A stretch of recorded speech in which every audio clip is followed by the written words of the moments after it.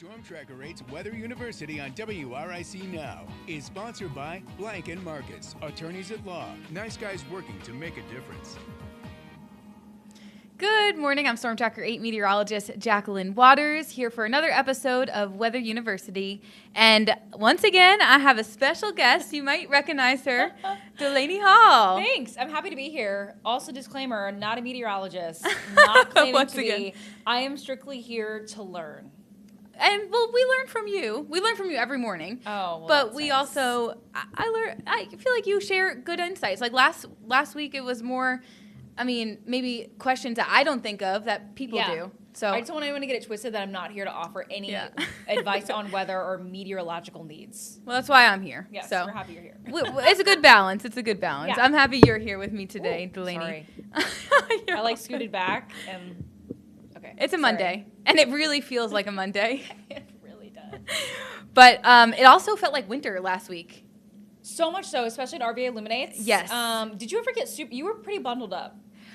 Yes, I was freezing. Were you? Like, I had to take a hot, shower, and I didn't get out of the shower for a while after I got home. Yeah. It was my fingers and my toes that were, frozen. That's how mine is, too. I had, 3 layers on, plus a scarf, but towards the end, it was the tips of my toes, and then when Autumn and I went up on the stage, our stage, to, anchor, and you weren't moving. That's what really did is you had to be moving the entire time. Yep. It was a little bit painful, but it's still a beautiful night. It was. But, I mean, we all know it was very cold. A lot of mornings last week, a lot of evenings, like RVA Illuminates. Mm-hmm. And winter's still not officially here. It's 12 days away. Yeah, that's hard to believe, especially we're 50s today?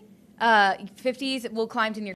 So that's crazy to me. So we haven't felt seasonable starting off December. We won't feel seasonable this week either. So we'll talk a little bit about that. But 12 days until the winter solstice. And yesterday, my trivia question, which I'll kind of hint at, had to do with the Earth's tilt and the seasons and the winter solstice.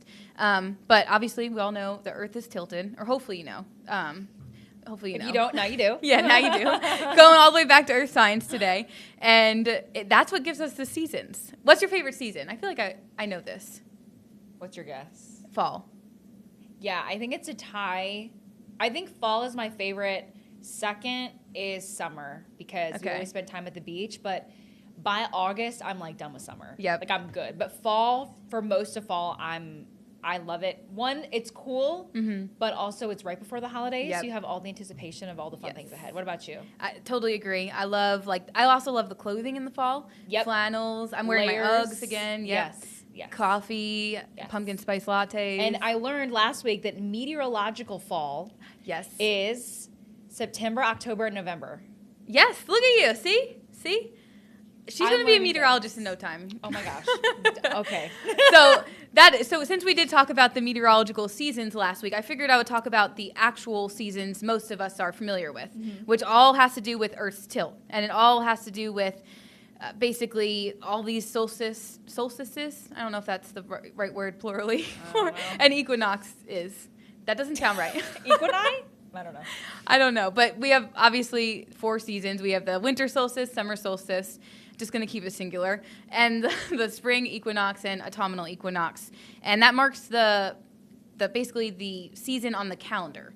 I have a question. Okay. Already. I am noticing that winter solstice says December 21st to 22nd. Mm-hmm. What is that, and why isn't it just one day? So good question. So that is why. Also, that kind of is why meteorologists don't use this because it changes every year. Yeah. But it all depends on. So for example, the spring equinox, the autumnal equinox. I always have a hard time saying that word. Yeah.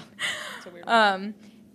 You have equal amounts of daylight and daylight and darkness. Mm-hmm. So basically, you have the equinox and the solstice occurs at a certain time too, and it really is when you have those equal hours of daylight and darkness. And then for the solstice, obviously the winter solstice, it's the shortest day in the northern hemisphere, longest night, and then the summer solstice, it's the longest day for us in the northern hemisphere. So it depends on the hours of daylight. Does that make sense? Kind of. Depending exactly where the Earth is in its orbit and the tilt. So that deciphers when exactly the winter solstice starts? Yes. Which is why, got it. So it varies every year. This year. Seems late. No, or is it like on time? I mean, I guess it's on time. I guess it's been so cold in my mind. It's already winter that it doesn't feel like it's fall. And I the agree. leaves are gone. Yeah, you know? at least it was a mild. For the most part, it was a pretty mild fall until like December hit. Then we just felt like it was nuts. brutal. Yeah. But yeah, this year, December 21st, so 12 days away, and it's when you can see there Earth's axis is tilted furthest away from the sun.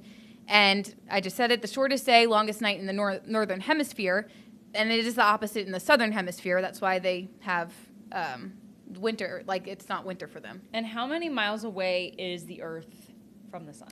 So yeah, okay, good question. Look at you. So the trivia question yesterday I asked, which I think 70% got right. That's a lot. Yeah, but I don't want to call my producer out, but I kind of do. Brian, he like, this is easy, and he got it wrong. So sorry, Brian, if you're watching. He's talking a big game. It's an easy thing to get wrong. So I would have no idea. Like I don't even know where I would begin. So a lot of people think because